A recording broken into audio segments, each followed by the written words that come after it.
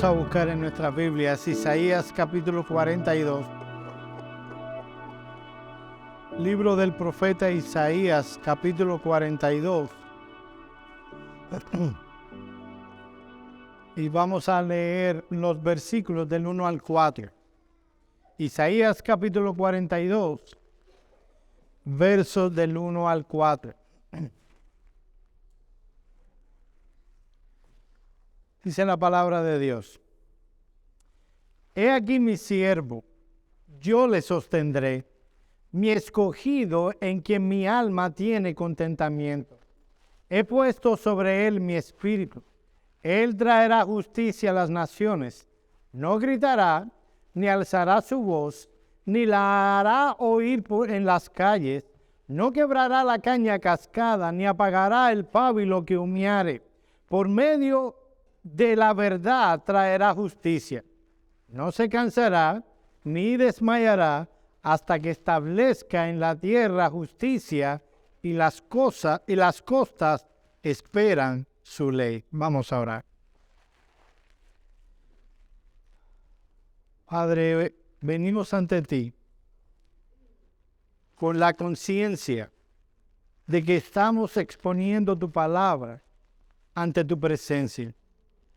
Es con la conciencia de que un día tú has de juzgar a los vivos y a los muertos, que estaremos exponiendo tu palabra. Concédenos el no solo hacerlo con fidelidad, permítenos ser un instrumento para que tú alimentes a tu pueblo. Guíanos y ayúdanos e ilumina a los oyentes para que no solo puedan comprender tu palabra, sino que la puedan poner en práctica. En el nombre de Cristo oramos. Amén. Amado hermano, amigos que están con nosotros en esta mañana, ¿qué pasa por tu corazón cuando oyes las palabras Cristo Jesús?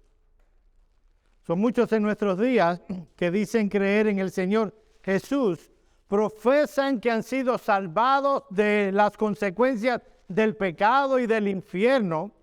Sin embargo, cuando contemplamos sus vidas, vemos con tristeza que el nombre Cristo Jesús es poco significativo para ellos. Simplemente es algo más que viene a sus vidas, sobre todo en domingo, pero que son ajenos a ese nombre los otros 6 días de la semana. En pocas palabras, mis amados hermanos, pocos son los que sienten pasión por el nombre del Señor Jesucristo.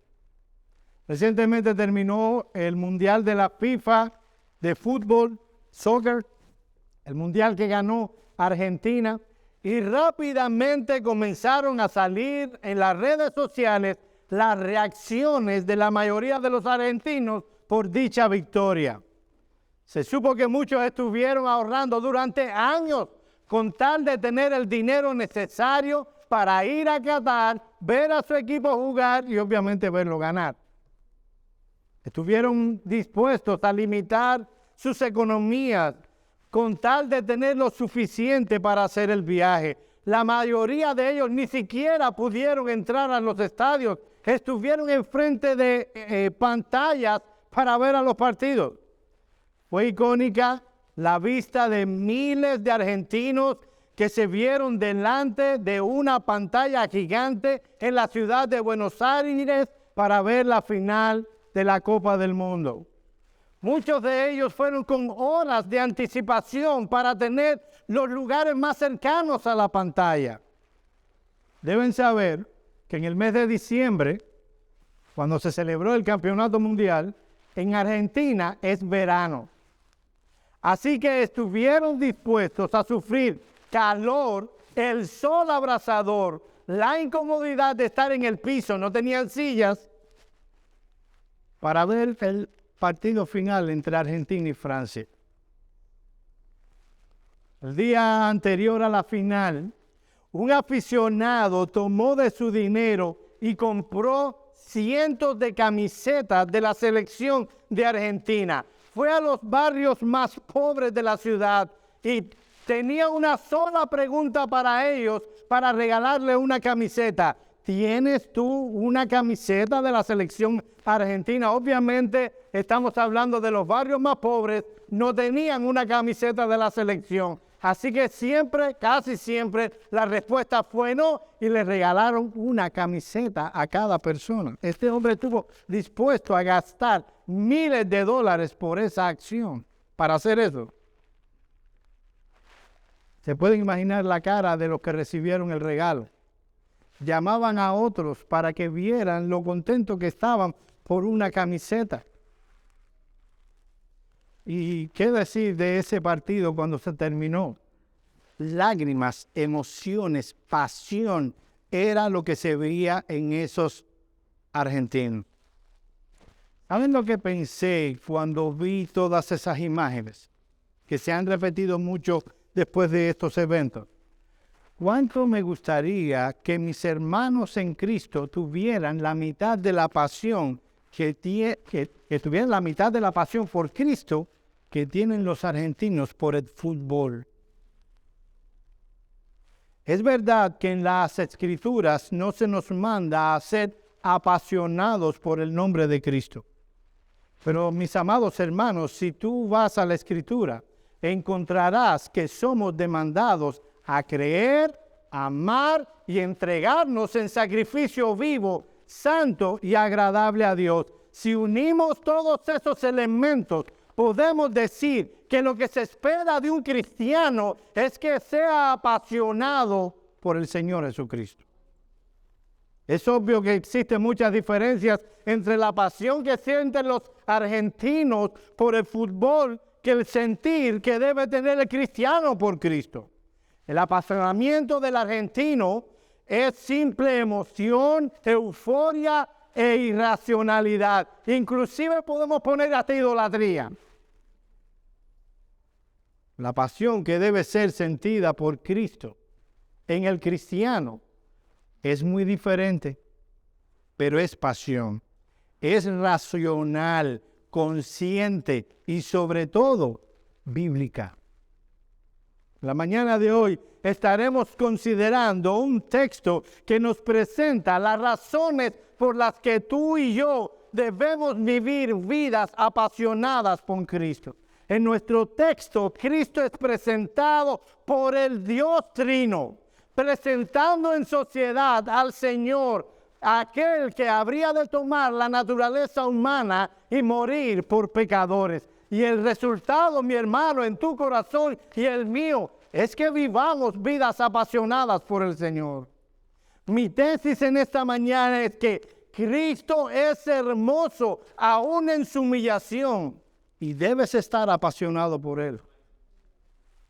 Ahora puede ser que tú te preguntes, ¿cómo puede un texto como Isaías 42 mostrar la hermosura de Jesús? Déjenme decirle, mis amados hermanos, que la visión que estaremos presentando en esta mañana no es la visión de un grupo de teólogos que luego de su reflexión teológica llegaron a estas conclusiones. Ni siquiera es la opinión de los apóstoles, es la del Trino Dios lo que veremos en Isaías capítulo 42. Aquí no puedes diferir, aquí no puedes tener una determinación o una idea particular. Es Dios Trino presentando a Cristo.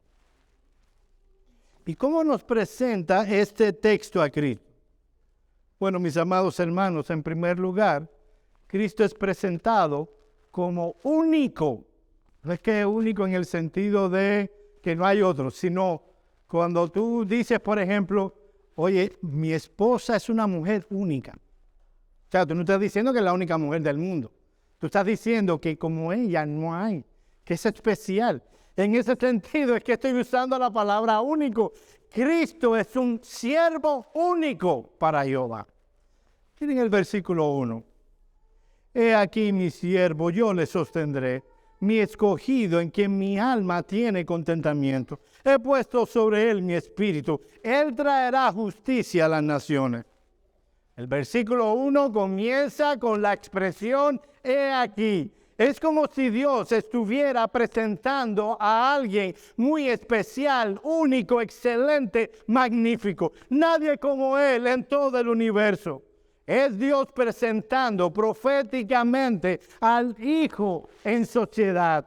Trae a la memoria cuando se presentan los hijos de Dios ante Jehová. Y viene y le dice a Satanás, mira, te voy a presentar a alguien especial, a Job. Miren lo que dice Job 1:8. Se utiliza exactamente la misma expresión. Y Jehová dijo a Satanás, ¿no has considerado mi siervo Job, que no hay otro como él en la tierra, varón perfecto, recto, temeroso de Dios y apartado del mal? Mis queridos hermanos, Job pudo ser un siervo del Señor, perfecto y recto, temeroso y apartado del mal. Y usualmente cuando vemos estas palabras juntas para referirse a un ser humano, un hijo de Adán, son una descripción un poco exagerada. Pero al siervo de Isaías 42, esas palabras dichas a Job son exactamente la descripción más adecuada. El Hijo de Dios, Jesucristo. El punto del texto que estamos examinando, el versículo 1, es que aquel que es presentado tiene cualidades únicas, no repetibles. Es único como siervo, dice el texto. He aquí mi siervo. La palabra hebrea describe más bien a un esclavo. ¿Notaste? Jesucristo vino a este mundo como un esclavo. El texto no enseña, para aclarar, el subordinacionismo. O sea, la postura teológicamente herética que enseñan algunos de que Cristo en algún sentido era inferior al Padre y por tanto le obedeció como criatura. Eso es herejía. La Escritura enseña claramente que Cristo es Dios.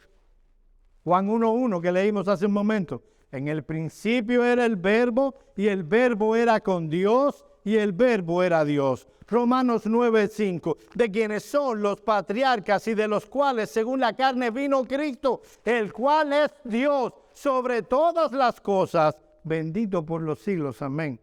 Tito 2:13, aguardando la esperanza bienaventurada y la manifestación gloriosa de nuestro gran Dios y Salvador Jesucristo. Él es nuestro gran Dios. Primera de Juan 5:20. Pero sabemos que el Hijo de Dios ha venido y nos ha dado entendimiento para conocer al que es verdadero. Y estamos en el verdadero, en su Hijo Jesucristo. Este es el verdadero Dios y la vida eterna.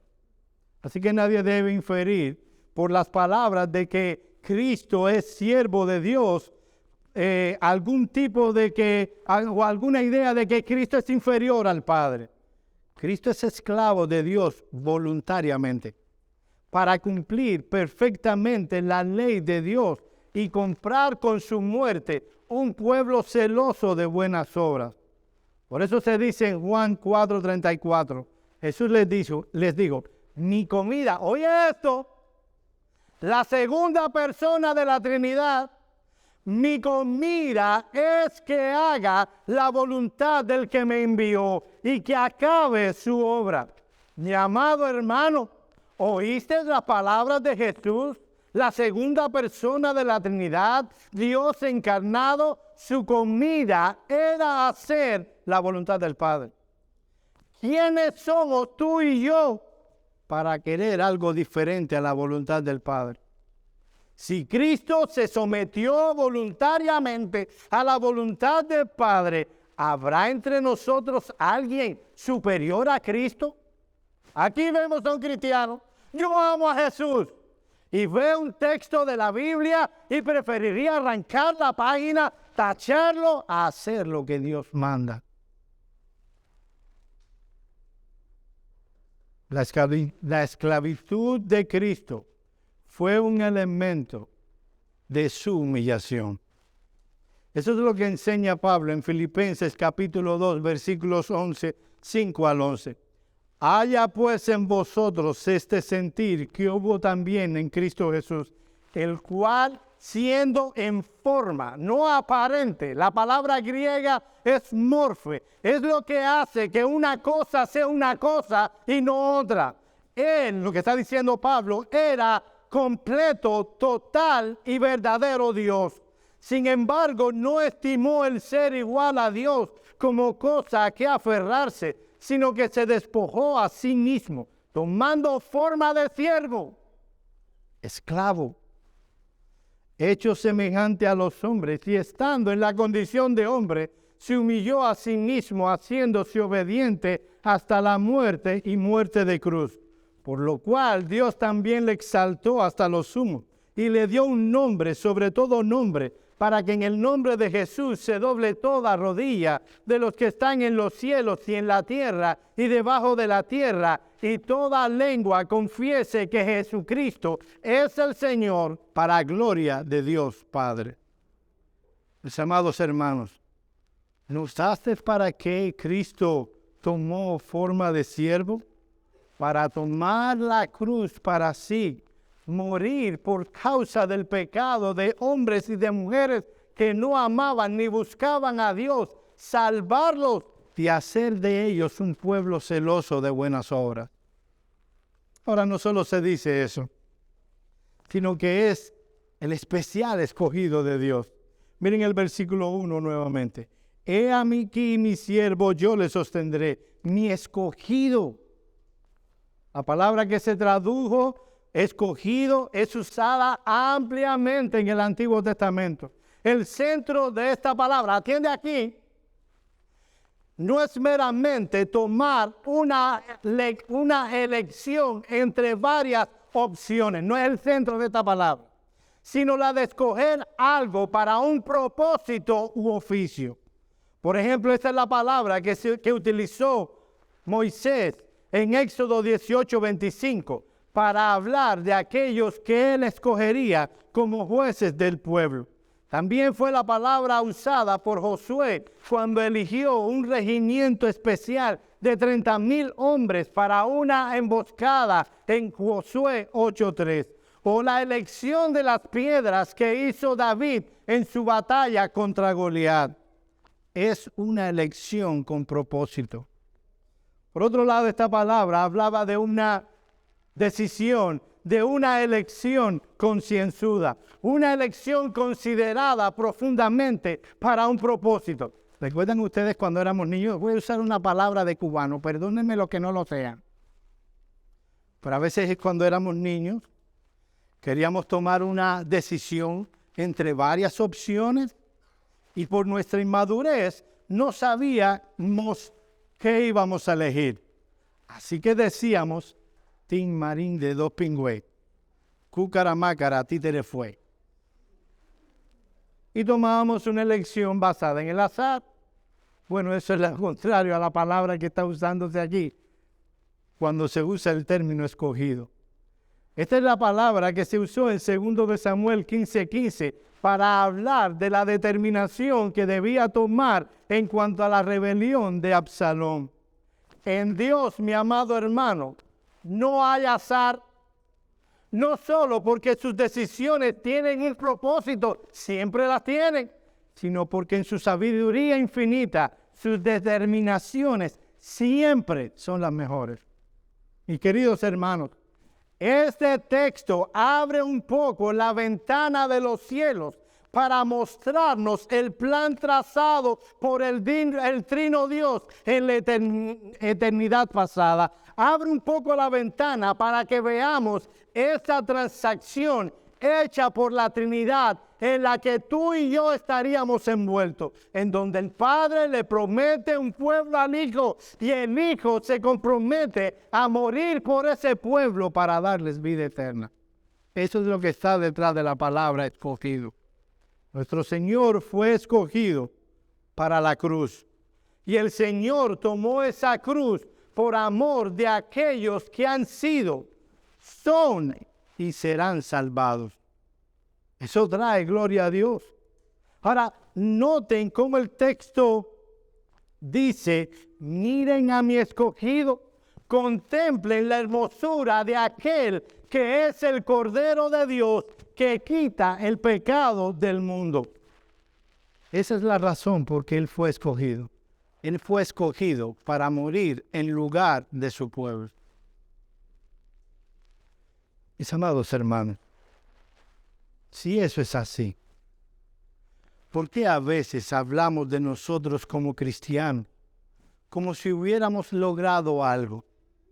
La razón por la que tú y yo estamos aquí sentados, cantando comprado por sangre de Cristo, es porque Dios en la eternidad pasada determinó salvarte. Y Cristo en la eternidad pasada determinó ir a la cruz y tomar el lugar que tú merecías. Todo cuanto tienes se te ha dado por pura gracia de Dios. Ahora, no solo nos dice el texto que Cristo es el siervo, el esclavo de Cristo, que Cristo es el escogido y estas cosas para decir que Él es único, sino también que Cristo es el contentamiento de Dios. Miren el versículo 1 una vez más. He aquí mi siervo, yo le sostendré, mi escogido en quien mi alma tiene contentamiento. Literalmente el texto dice que Cristo es el deleite de Dios. En 2 ocasiones en el Nuevo Testamento, Dios, el Padre, audiblemente, lo que se llama en hebreo el Bagdol, pronunció sus palabras audibles y en ambas ocasiones lo hizo para expresar esta misma idea. Mateo capítulo 3, versículos 13 al 17.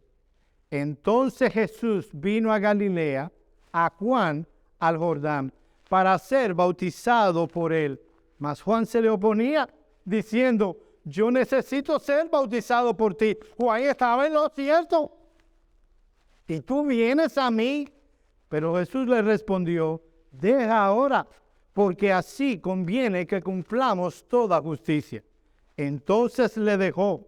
Y Jesús, después que fue bautizado, subió luego del agua. Y aquí que los cielos fueron abiertos y vio al Espíritu de Dios que descendía como paloma y venía sobre él, Y hubo una voz en los cielos que dice, este es mi Hijo. Un paréntesis. Este texto y otros, como Juan capítulo 1, versículo 1, enseñan que el modalismo o el sabelianismo es una herejía. Déjeme explicarle un poquitico. Yo sé que hoy es día de las mamás, pero yo estoy seguro que las mamás cristianas están encantadas con oír mi historia. Gracias. Sabelianismo dice que hay una sola persona en la Trinidad. O sea, no hay Trinidad, hay una sola persona que a veces hace papel de Padre, a veces hace papel de Hijo y a veces hace papel de Espíritu Santo.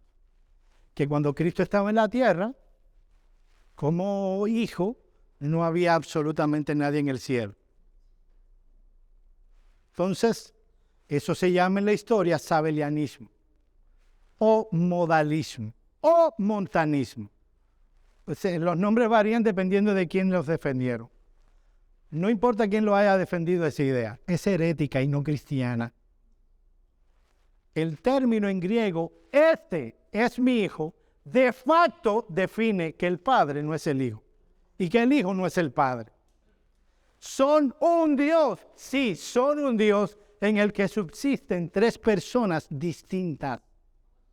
En el sentido en que son un Dios, Jesús puede decir, el Padre y yo uno somos, pero no una persona. Es como, y hablando de personas, es como dice que mi esposo y yo somos una sola carne, pero somos dos personas diferentes.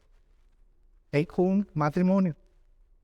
Eso no significa que el Padre, el triteísmo, tres dioses diferentes. No, son un Dios en el que subsisten tres personas divinas diferentes. ¿Entendieron? Bueno, vengan y explíquenmelo a mí porque yo no lo entiendo. Ahora, que yo no lo entienda, no significa que sea verdad. Yo no entiendo la ley de la gravedad. Yo solo sé que cuando tiro una piedra para arriba debo quitarme. Yo no entiendo la teoría de la relatividad. Ahora, déjeme decirle que yo ignore la teoría de la relatividad. No me va a llevar a ningún lado ignorarla en cuanto a mi vida real. Mucho menos en cuanto a mi vida cristiana. Ignorar esto es descuidar algo central en las Escrituras. Aquí está el Padre diciendo, el Hijo es mi deleite. También aparece una expresión similar en Mateo 17, 1 al 5. 6 días tomó Jesús a Pedro, a Jacobo y a Juan, su hermano, y los llevó aparte a un monte alto. Y se transfiguró delante de ellos y resplandeció su rostro como el sol y sus vestidos se hicieron blancos como la luz. Y he aquí le aparecieron Moisés y Elías hablando con él. Entonces Pedro dijo a sus discípulos, inteligente de nombre, oh, es bueno para nosotros. Él se olvidó de sus amigos. Para nosotros que estemos allí. Si quieres, haremos 3 enramadas. Una para ti, otra para Moisés y otra para Elías. Mientras él aún hablaba, una nube de luz los cubrió. Y he aquí una voz desde la nube que decía, este es mi Hijo amado, en quien tengo complacencia, a él oíd.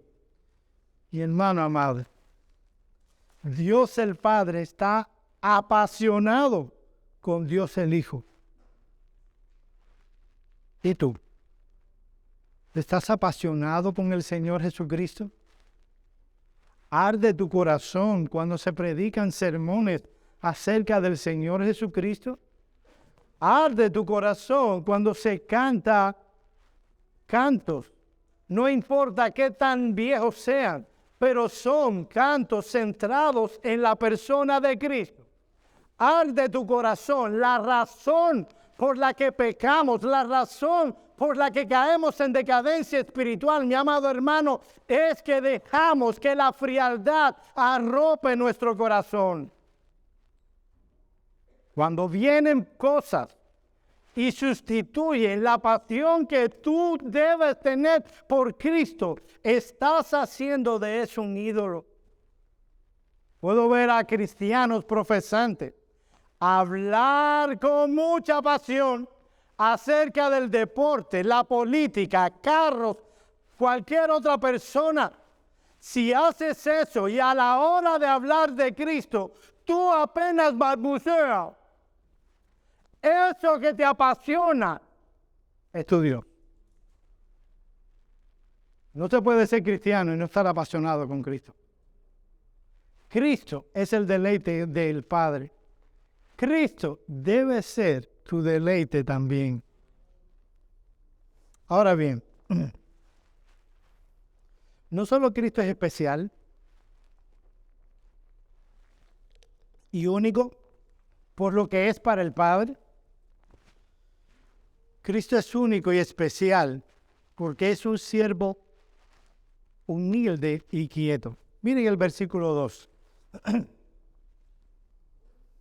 No gritará, ni alzará su voz, ni la hará oír en las calles.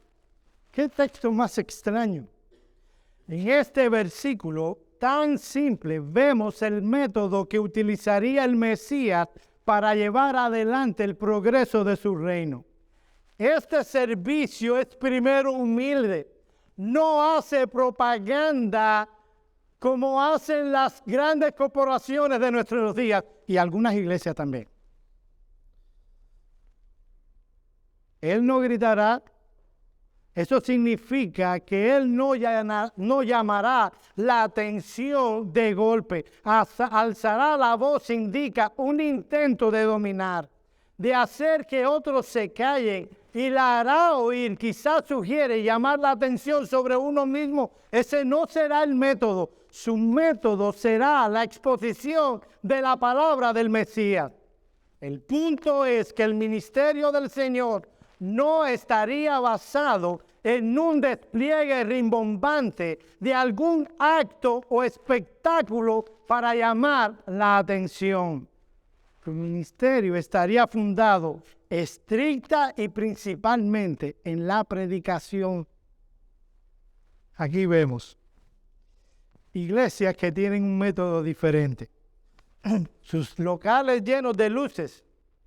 El que guía la adoración viene brincando y haciendo gestos para llamar la atención. Quieren que su culto sea lo más parecido a un espectáculo de variedades para llamar la atención de aquellos que no aman y sirven y creen en Cristo. Cristo no hizo eso. De hecho, mis amados hermanos, sus milagros de sanidad, en su mayoría, fueron en privado con la advertencia de no le digas a nadie. Aunque algunos fueron públicos, yo lo sé. Pero la mayoría de ellos, vaya a los evangelios, eran privados. Estaban más interesados en el corazón que en hacer un espectáculo llamativo. Sus milagros, como la alimentación de grandes multitudes, fueron motivadas por la misericordia y no por el deseo de llamar la atención sobre su poder para hacer milagros y así atraer a multitudes. El deseo de él era glorificar a Dios y su método era la predicación. Mis amados hermanos, ¿cuál debería ser nuestro método entonces? Si el Cristo, el siervo glorioso, usó un método tranquilo como la predicación, algunos dirán, Joel, de tranquilo tu predicación no tiene nada, mira que tú gritas, hijo. Puede ser, pero estoy hablando del método. Nosotros debiéramos seguir el ejemplo. Miren, es que Cristo hizo lo que hizo porque estaba centrado en la voluntad del Padre y no en el deseo del ser humano.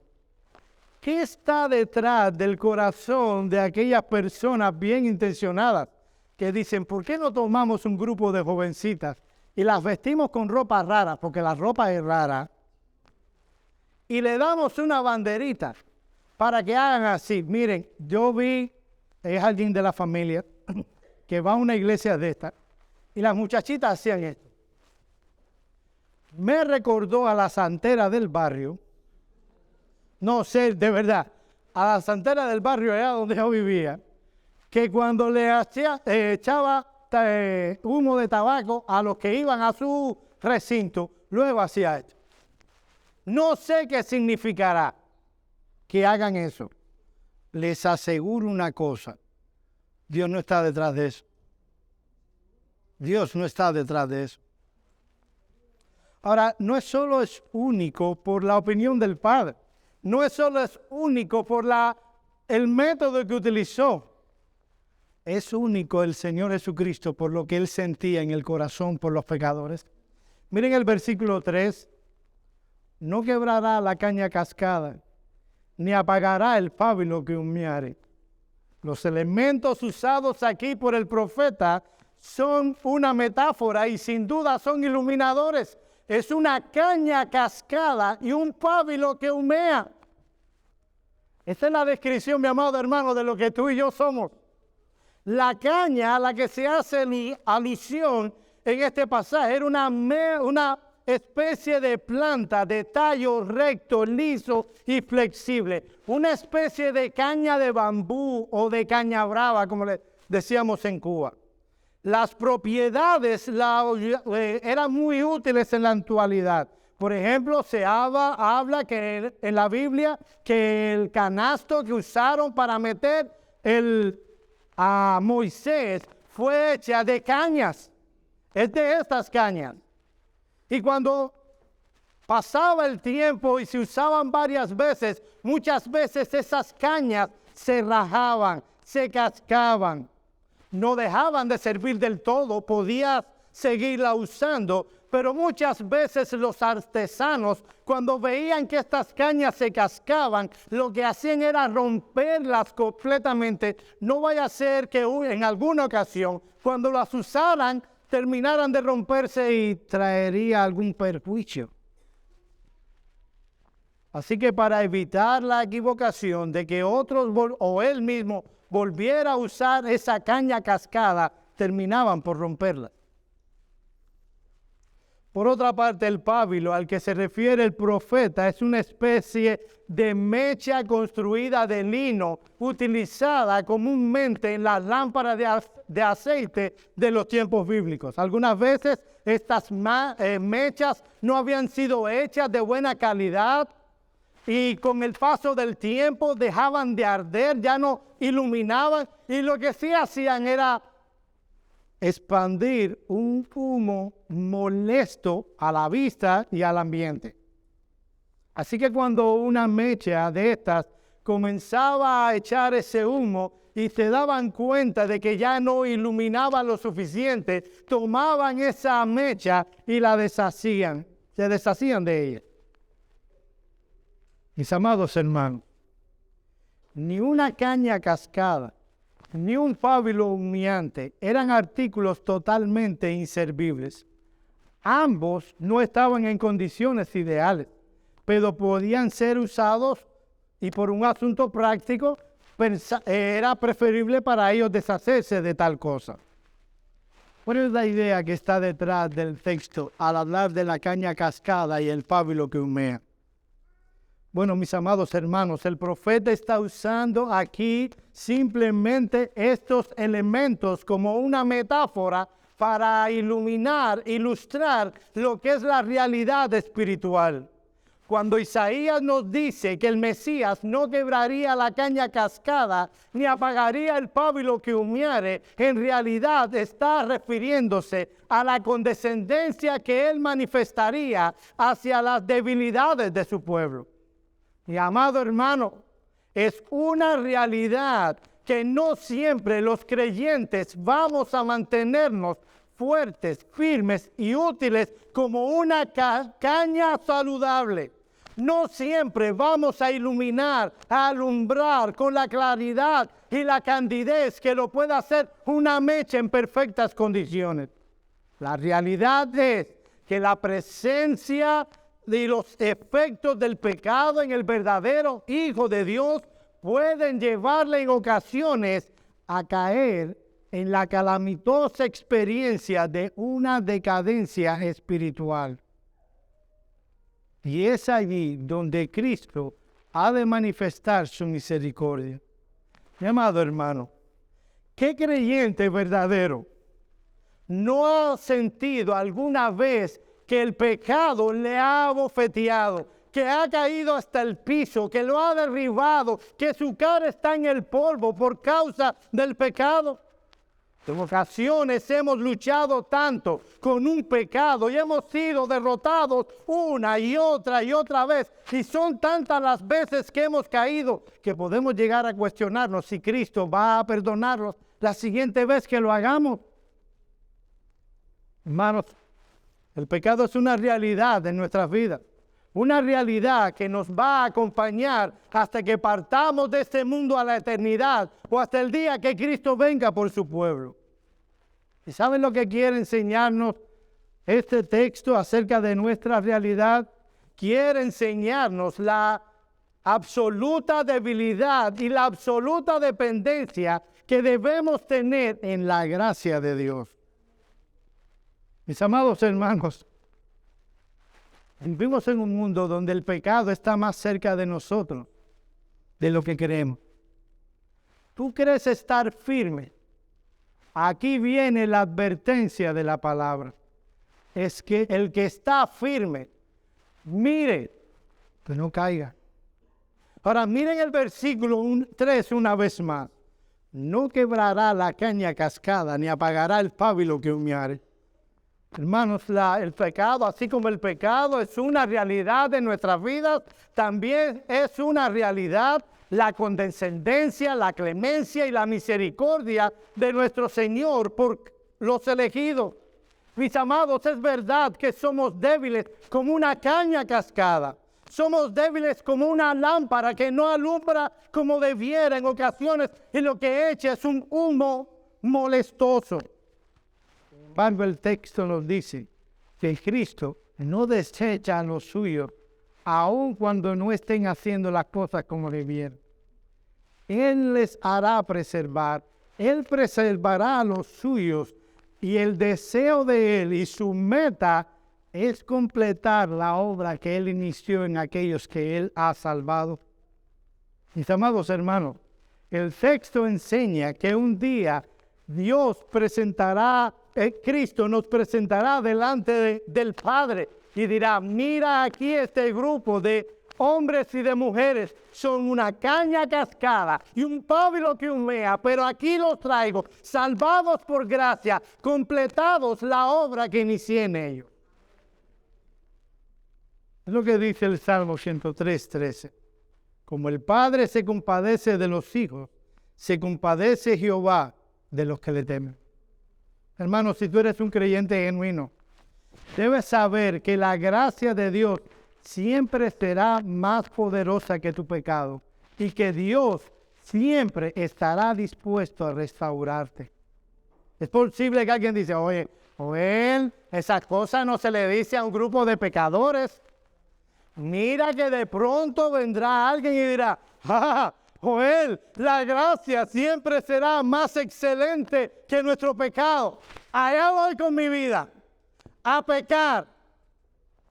Déjame decirle que eso no lo dice un verdadero creyente. El que dice eso, la gracia de Dios no está en él. ¿Sabe lo que dice el creyente cuando ve un texto como ese? Y cuando dice: wow, yo soy una caña cascada, un pábilo que humea, y aún así Cristo, mi Señor, no me desechará. Él me usará para su gloria. Ese Cristo vale la pena servir, vale la pena entregar toda mi vida, todo lo que yo soy, todo lo que deseo, para que Él sea glorificado. Amados hermanos, eso es lo que dice un cristiano cuando ve una idea como esta. Mi amado hermano, cuando consideramos un texto como Isaías capítulo 42, versículos 1 al 4, lo que debería brotar de nuestro corazón es una pasión genuina, sincera y fervorosa por nuestro Señor Jesucristo. Lo que debiera pasar es que en vez de poner en televisión el ejemplo de una persona apasionada, a argentinos llorando y gritando, haciendo grandes sacrificios por ver a su equipo nacional ganar o perder, debiera verse en aquellos que han sido redimidos, hombres y mujeres salvados por gracia, una pasión fervorosa, evidente, porque han sido redimidos de las verdaderas consecuencias del pecado, el infierno. Mi hermano amado, ¿tú eres un hombre, tú eres una mujer apasionada por Cristo? ¿Tu corazón palpita cuando se habla de Cristo? ¿O tú eres un témpano de hielo? A ti se puede decir cualquier cosa acerca de Cristo, a ti se habla de hacer algo para el reino de Cristo y tú no te importa, tú no sientes nada. Puede ser una de dos cosas. Por un lado, puede ser que tú no seas cristiano en lo absoluto. Y tú vives una vida engañada. Tú vives una vida pensando que eres cristiano porque vas el domingo a la iglesia. Tú piensas que eres cristiano porque simplemente haces algunas actividades que hacen los cristianos. Puede ser que tú pienses que eres cristiano porque ya dejaste de decir malas palabras, algunos, o alguna cosa. Tal vez tú vienes de alguna iglesia donde te dijeron que eras cristiano simplemente porque levantaste la mano o porque repetiste palabras que nunca entendiste de un predicador y él te dijo: repite conmigo. Porque ni siquiera esos que se convierten pueden decir ¿de qué se convierten? Repita conmigo. Padre que estás en los cielos. ¿Y qué tú hiciste? Padre que estás en los cielos. Gracias porque me amas y entiendo que te necesito. Gracias porque me amas y entiendo que te necesito. Te abro la puerta de mi vida. Te abro la puerta de mi vida. Te recibo como Señor. Te estoy diciendo exactamente las palabras que enseñan por ahí. O sea, no estoy inventando nada. Te abro la puerta de mi vida. Te abro la puerta de mi vida. Te recibo como Señor y Salvador. Te recibo como Señor. Eres bienvenido a la familia de la fe. Bueno, ¿a qué fe? A la fe de la impiedad, sí, a eso pueden ser bienvenidos. O sea, el peor engaño que empezó con Carlos Fines es hacerle creer a un cristiano, a una persona que es cristiana porque levantó la mano. No verás tal cosa, eso en la Biblia. El que creyere, ese tiene vida eterna. Aun cuando no levantó la mano y no hizo la oración del pecador. A la larga están enseñando salvación por obra. Tienes que levantar la mano. Puede ser que tú viniste aquí pensando que eres cristiano, tan cristiano de los palotes, porque un día un predicador te dijo que eres de la familia de Dios porque levantaste la mano. Déjame decirte una cosa. Te engañaron como un niño bobo. Y si le diste dinero por eso, ve y pídele que te lo devuelvan. Somos de Cristo cuando entendemos la realidad del Evangelio. Creemos la realidad del Evangelio y el Evangelio, por la obra poderosa del Espíritu Santo, es aplicada en nuestro corazón y nuestra vida da un giro total de 180 grados.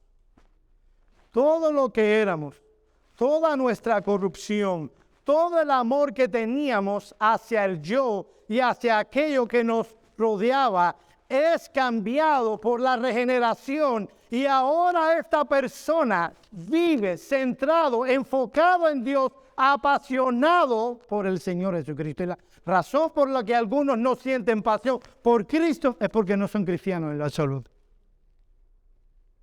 ¿Cuál es mi recomendación por ti? Para ti.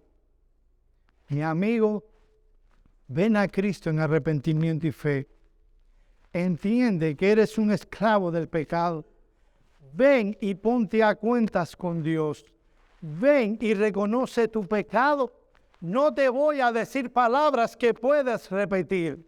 Si no has entendido que eres un pecador, que eres merecedor del infierno, que vas directo a la condenación eterna, no puedes ser cristiano. Cuando una persona entiende que esa es su situación, que es un pecador, que va directo al infierno y que solo y únicamente por la obra de Cristo en la cruz del Calvario puede ser salvo, esa persona sabe qué dirá en su oración.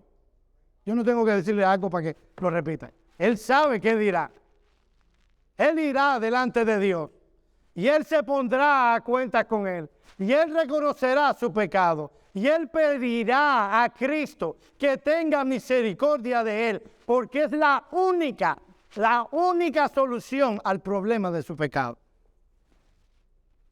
Puede ser en tu caso, mi amado, tú eres cristiano, pero ahora descubrimos que en tu caso estás pasando por una declinación espiritual. Tus gracias se han enfriado. Por descuidos y negligencias, has dejado que el pecado gane ventaja en tu vida. No has alimentado esas gracias por medio de los medios de gracia. Tu lectura de las Escrituras ha sido cada vez menos frecuente. Te ha repetido por el engaño de la carne que, no tienes deseo de leer la Biblia hoy. No seas un hipócrita. Espera a que tengas deseo. Eso lo que hace es que el hoyo de la declinación espiritual sea más profundo.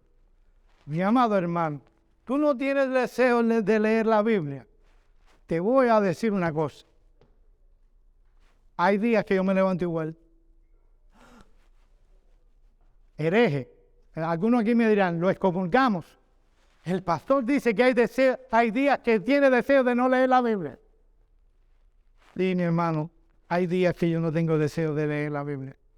Hay días que no tengo deseo de orar. ¿Sabes lo que hago cuando llega uno de esos malvados días? ¡Wow! Hoy como nunca necesito leer la Biblia. Voy, tomo mi Biblia y allá está mi esposa y la empiezo a leer en voz alta. Que viene la perrita a ver qué es lo que le pasó al viejo. De verdad. Y leo mi Biblia. Pero tú dejas que las inclinaciones de tu corazón ganen ventaja. Y ahora estás en un hoyo profundo. Es allí, mi amado hermano, donde debes recordar de dónde has caído y debes hacer las primeras cosas e ir una vez más a Cristo, el Salvador de tu alma. Pero quiero decirte unas palabras a ti. Tú que estás aquí, voy a tirar una chinata, así decimos en Cuba, porque es día de la mamá.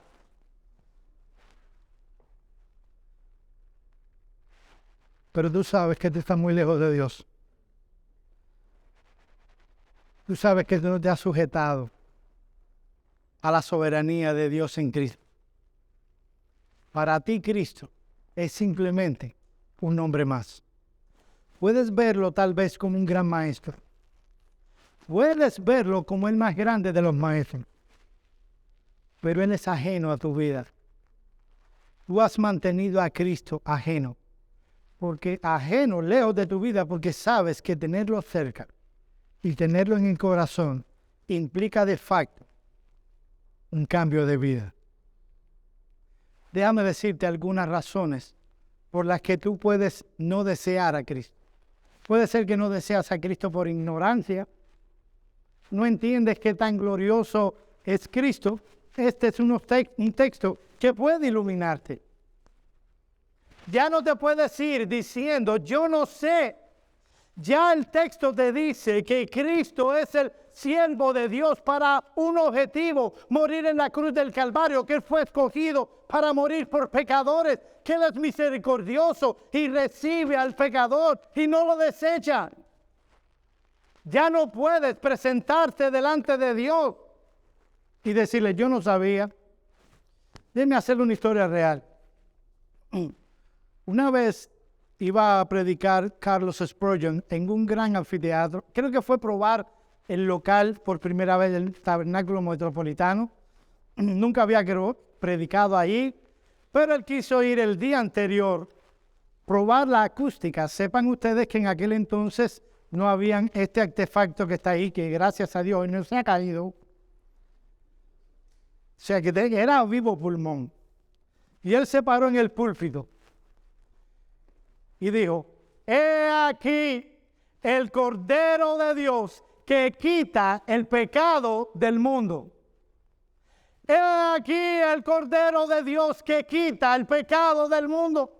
He aquí el Cordero de Dios que quita el pecado del mundo. 3 veces dijo esa frase. Y allá en los palcos había un hombre limpiando, alguien que habían contratado, no era de la iglesia, lo contrataron simplemente para limpiar el local. Spurgeon no sabía absolutamente nada de ese hombre no iba a la iglesia, él simplemente oyó, he aquí el Cordero de Dios que quita el pecado del mundo. Ese hombre conoció a Cristo solo con esa frase.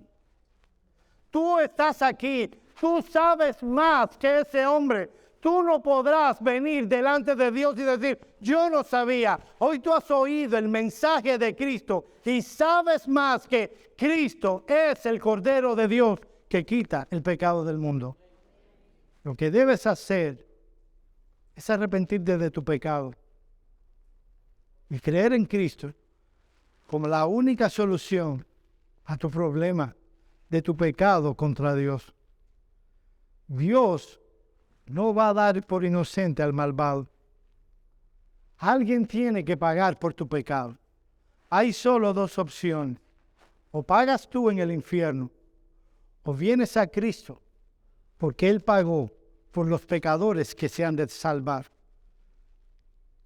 Yo te invito, yo te pido, te suplico, que oigas a este pobre pecador y tú vengas a Cristo en arrepentimiento y fe. Que tú te vengas a poner a cuentas con Dios. Que tú pongas toda tu fe en la persona del Señor Jesucristo. Porque Cristo es hermoso. Cristo es el único a los ojos del Padre. Cristo es único por su método y Cristo es único por su misericordia. Ven a Él, mi amigo. Ven a Él. Vamos a orar.